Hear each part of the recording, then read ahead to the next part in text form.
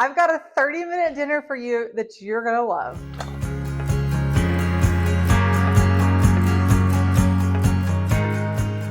Today we're making chicken penne pasta. We're gonna head to the stovetop and we're gonna have dinner done in under 30 minutes. Now you can find the full recipe linked in the description below, or you can find all of our recipes at eatingonadime.com. If you don't know who I am, my name is Carrie and I run the site eatingonadime.com. My sister and I are obsessed with helping people eat well on a budget. Before we get started, make sure you like and subscribe. We've recently learned that like 90% of y'all are not a subscriber. So we don't want you to miss any more of our family-friendly recipes. Whew, that was a mouthful. But we don't want you to miss any more of these easy recipes. So make sure you subscribe and drop a comment below if you love dinners ready in 30 minutes. This one's simple and delicious and one that the entire family is gonna love. First things first is we need chicken. I am doing 3 whole boneless, skinless chicken breasts. Chicken thighs would work great in this recipe as well. The first thing we're going to do is dice them up into bite-sized pieces. When I dice my chicken, I like to fillet it first and then dice it because it makes your pieces not so big and fat, and I'll explain. So when you fillet a piece of chicken, you just put your non-dominant hand on the top, and then you just run a big, large knife through the bottom to make 2 skinny pieces. My knife is linked. I'm sure if you've been watching me for a while, you know all about this knife. Then once you get that done, then you're going to start slicing it. I like to lay them right on top because it makes it, easier to do because you're doing 2 at a time. And I just cut like against the grain, and then we'll come in and chop it again. And these are into those like a half to 1 inch pieces. Again, you want them to be not super tiny, but big enough but small enough for like to eat on a fork, but not tiny to where they're so diced they're just gonna fall apart and shred. I wanted to show you up close. So again, lay it right on top so you don't cut your hand off or your fingers off. And then you're gonna fillet it gently through the edge. It's okay if it's not exact. See how this one got a little thinner? It's not a big deal. Then I'm going to run my knife. This is the grain and I'm going against it, cutting them into strips. Usually 3 or 4 slices will work. I'm just going to turn it back around and then cut it into the squares. So we have diced pieces. Now I'm left-handed, so it might look a little weird to you, but if you're right-handed, it'll just be the other way. So we're going to do that for all 3 chicken breasts. Chicken is cleaned up, hands are washed, but I did want to mention that the first thing I did was start a pot of water. So you're going to need pasta cooked. So this recipe, we're not going to cook the pasta in the dish, but we want to get that started because that's the hardest part of this meal, is getting that pasta boiling, which isn't hard at all. So let's head to the stovetop. So I have my water boiling over here. Well, it's not boiling, but it's going to be close to boiling. Now we have a large skillet that we're going to turn on medium-high heat. And then we've got 2 tablespoons of oil that we're going to heat up. Now I use olive oil. Avocado oil will actually work great too. I'm just going to kind of smear it around. If you're doing a stainless steel pan, make sure you heat that pan up first and then add the oil, and that helps you get that nonstick surface.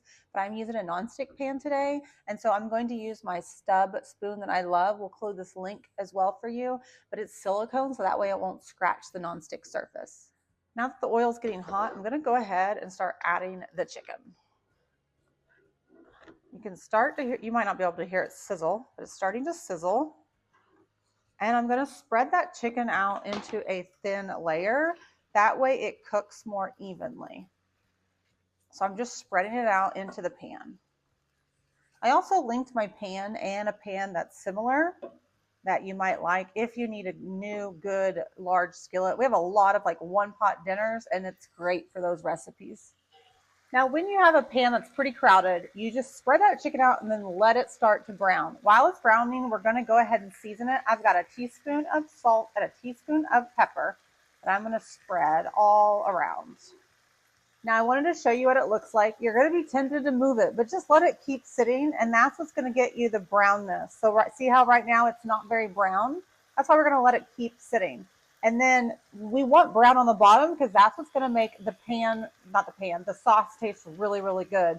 So while I know you really want to come in here and just swoosh it all around, just let it do its thing. so it can brown. This will take about 4 to 5 minutes. Now that it's been cooking, it's time to flip them around and see how you can see the little brown bits in the back and on the chicken. That's good. We want that for that sauce. That's what's going to bring this simple recipe a ton of flavor. I also kind of like to move them around because all pans have a hot spot, you know, based on where the fire is at. So you move them around, that way it can all get evenly cooked. Get it another thin layer and then let it brown again. About 4 to 5 minutes until that chicken is cooked through. The chicken is finished cooking or finishing cooking, so the water is boiling. So we are going to go ahead and boil penne pasta just according to the directions until it's al dente, which will take about 11 minutes, meaning this should be ready by the time the pasta is done. A great way to tell if your chicken is done is by using a digital meat thermometer. You just poke the chicken right in the middle, and as long as it hits 165 degrees, you are golden. Once the chicken's cooked through, go ahead and turn it down to low. And then we are going to add butter and a tablespoon of minced garlic, or you could do 3 cloves of garlic. And we're going to spread this around and let that garlic cook for 1 minute and let that butter melt. Once that butter is nice and melted and you start smelling the garlic, then we're going to add the chicken broth. We have a half a cup of chicken broth.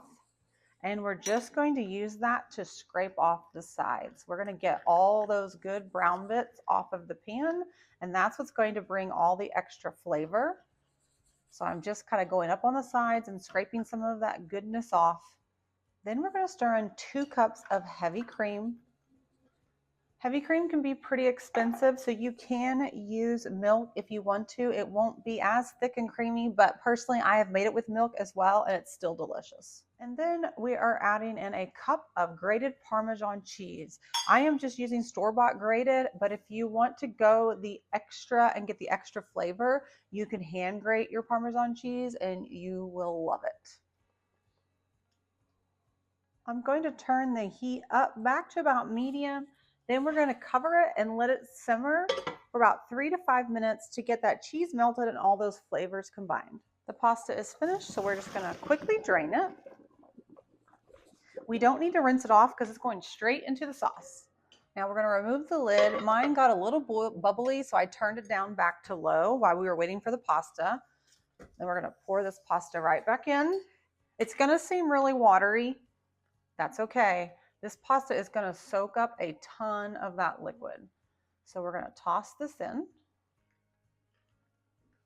After you stir it in, you might notice that it might be a little runny. That's okay. We're going to let this sit for about 5 minutes while we get our salad ready and we're ready to serve. I just like to let it sit uncovered, and then right before you serve, give it one more mix, and then you're ready to eat. Now it's time for my favorite part, eating it. It's cheesy, but not overly cheesy because it's just a little bit of Parmesan cheese. I say a little bit. There was a lot in there. But look at that. It's delicious. This is also great. You can throw in, like when you throw in the, there's a fly that's making me mad, and the chicken broth and the heavy cream, you could also throw in like a bag of frozen veggies, and that would be great. And that will cook through while it's simmering and you're letting the pasta finish. But I like to serve it with like a side salad or just like some, I'm obsessed with air fryer broccoli right now. So air fryer broccoli would be delicious. Don't worry, we do have a recipe for that. I wouldn't suggest something without a recipe. Okay. It's so good. Yeah, this is one that the kids are going to be obsessed with. It is perfect for a weeknight dinner. It's perfect to have people over. Everybody is going to think that you just cooked all day, and it was really under 30 minutes. Okay, I am out of here. Remember, you can find the full recipe linked in the description below. And also, don't forget to like and subscribe if you haven't yet. Make sure you subscribe because we are doing a video every single day, and we're always trying to help you eat well on a budget. Okay, I'm out of here, friends. I hope you enjoyed this. If you do make it, please head to our site and leave a review. We love hearing from you and seeing if you like it and if you made any changes. If you go to the recipe, you'll actually see in the recipe card, we actually have some variations. So you can take this one dinner and make it 5 different ways. So your family will not know that they're basically eating the same thing with just a few seasoning swaps. Okay, I'm out of here, friends. Thanks so much for joining. I'll see you next time in my kitchen. And don't forget to eat at home by eating on a dime. Bye, friends.